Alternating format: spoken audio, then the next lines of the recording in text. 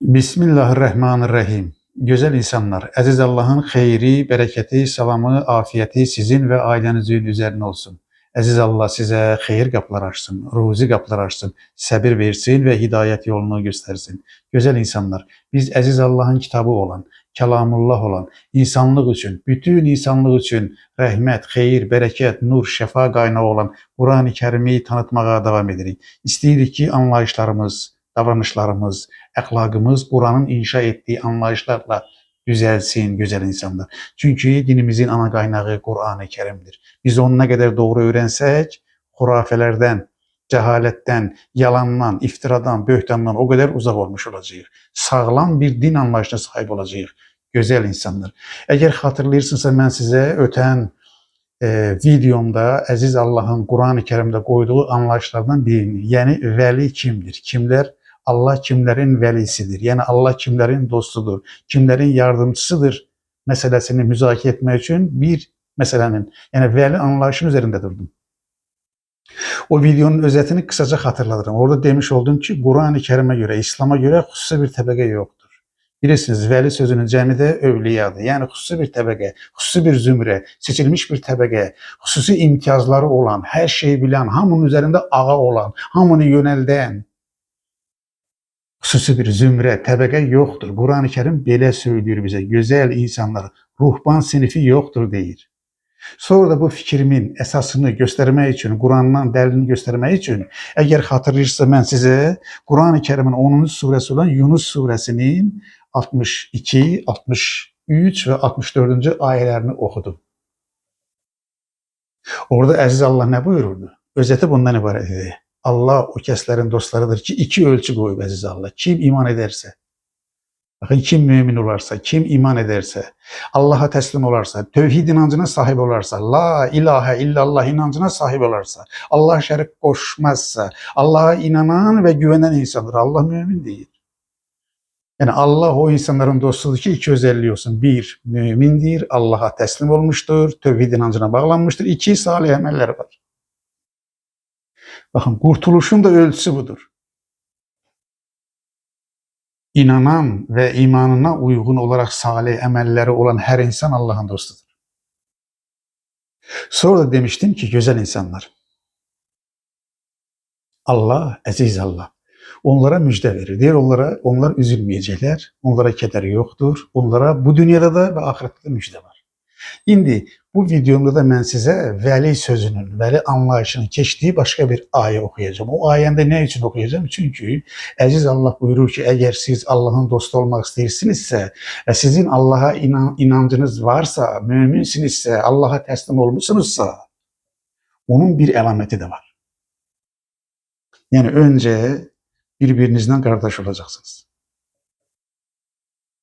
Yani biz Allah'a inanırıqsa, mümin ise, güven veririksə, gerçekten Allah'a teslim olmuşuqsa, Allah'ın buyurduğu kimi, din anlayışımız Allah'ın buyurduğu kimi inşa olunubsa, bunun əlamətinin biri bu olacaq ki, müminler kardeş olacaqlar. Müminler o ayə buyuracaq ki, okuyacağım onu size. Müminler birbirinin velisidir, dostudur, yardımcısıdır.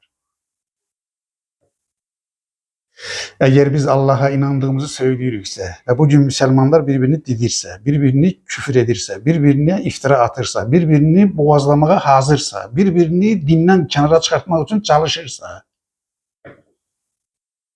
bu o demek ki bizim veli olmak, müminler birbirinin velisidir, dostudur anlayışı Kur'an-ı Kerim'e göre değil, mezheplere göre, şeyhlere göre, cemaatlara göre, tariketlere göre inşa olunur. Bakın o ayədə əziz Allah, dikkat edin burasına, birbirinin velisi olmağı, dostu olmağı, yardımcısı olmağı, dikkat edin, değerlere bağlayıb. Bakın altından xət çəkirəm, değerlere bağlayıb. Bizdən değerlere sədaqət istəyir. Yani sen benim dostumsan niye yerimsən? Belə bir ölçü yok. Sen benim dostumsan niye bir sınıfta okumuşuq? Belə bir ölçü de yok. Sen benim dostumsan niye əskəriyyətdə bir yerde olmuşuq? Sen benim dostumsan niye? Çünkü biz yerliyik. Bunları Allah kenara koyur. Allah buyurur ki birbirinin velisi olmağın, dost olmağın, kardeş olmağın əlaməti, ölçüsü değerlere, Allah'ın koyduğu değerlere sədaqətdir. Sədaqət insanlara olmayacak. cemaatlara olmayacak, değerlere olacak. Hansı o değerler? Bakın okuyuram size bir güzel insanlar. Okuyacağım birci ayı okuyacağım size. O da Kur'an-ı Kerim'in Tövbe suresidir. Tövbe suresi Kur'an-ı Kerim'in 9. suresidir. 129 ayettir. Onun ben size yalnız bir ayesini, üzr istəyirəm, 71. ayesini okuyacağım. Bakın Aziz Allah belə buyurur orada. Bismillahirrahmanirrahim. Aziz Allah buyurur ki, harda buyurur? 9. sure olan Tövbe suresinin 71. ayesinde buyurur. Bismillahirrahmanirrahim. Mümin kişilerle mümin kadınlar birbirinin dostudur. Dostudurlar. Bakın birinci şart geldi. Ne şart koydu? Müminlik. Yani tevhid inancına bağlılık. Mümin Allah'a inanan, Allah'a güvenen ve güven veren insandır. Yani tevhid inancının şartını koydu. Yani mümin olmanın şartı budur. Değil mi? Bakın müminler, mümin kişilerle mümin kadınlar birbirinin dostudurlar. Bu dostluk neye bağlıdır? Bak ayet devam ediyor. Bakın 7 tane esas açıklıyor. Birinci neydi? Tevhid inancı. Müminleri birbirine bağlayan değerdir. Hansı değerdir? İlk değer tevhid inancıdır. La ilahe illallah inancıdır. Güzel insanlar. Bakın ikincisi. Deməli, mümin kişilerle mümin kadınlar birbirlerinin dostudurlar. Bakın. İkinci şart. Onlar, yani eğer gerçekten birbirinin dostudurlarsa, onlar birbirine yaxşılığı əmr edirlər, öğütləyirlər, öğüt verirlər, nəsihət verirlər. Dost odur ki Allah buyurur. Onlar birbirini yaxşılığı çoxaltmağa çağırırlar. Daha doğrusu üçüncü ölçümüz, birinci ölçümüz oldu tevhid. İkinci ölçümüz oldu ki onlar birbirini, xeyri, bereketi, doğruluğu, adaleti, mərhəməti, insanlığı, barışı, kardeşliği yaymağa çağırırlar. İki, bakın pisliklerin karşısında durmağa çağırırlar. Pisliklerden çekindirirler. Bakın dostluğun ölçüsünün biri budur. Dostun yanlış bir şeyin içindedirse, sen eğer dostsansa, müminsense, kardeşsense, velisense, Allah'a güvenirsense, Allah sizi kardeş ilan etmesini istəyirsense, onu pisliklerden çekindireceksin. Bakın namaz kılırlar. Birinci ölçümüz tevhid inancı. İkinci ölçümüz birbirini xeyrə, berekete, yaxşılığı yaymağa davet etmek. Üçüncü ölçümüz yanlışlardan çekindirmek. Dördüncü ölçümüz namaz kılmak. Bak namaz bir değerdir, ortak değerdir. Namazın birleştirme gücü var. Eğer biz gerçekten namazı hakkıyla kılsak, namazın ne kadar birleştirici gücü olduğunu görürük. Namaz müminleri birleştirir. Bakın sonra gelir 5. ölçü zekat verirler. Bakın müminlerin ortak özelliğini görürsünüz mü? Bakın sonra Allah'a iman edirlər. Sonra 7. nedir? Elçiye itaat edirlər. Allah'a itaat edirlər. Allah'ın elçisine itaat edirlər. Allah'ın elçisine itaat etmek, Allah'ın elçisinin getirdiği vəhyə itaat etmektir. 7 tane esas açıkladı. Ne buyurdu?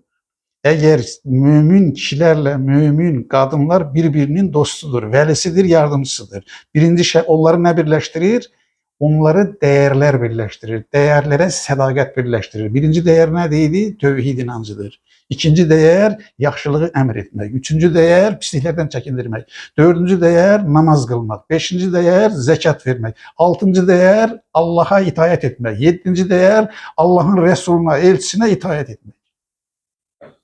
Bakın sonra ne buyurur güzel insanlar?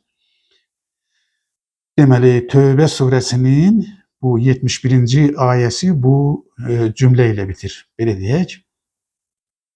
Bak, Allah onlara merhamet edecek.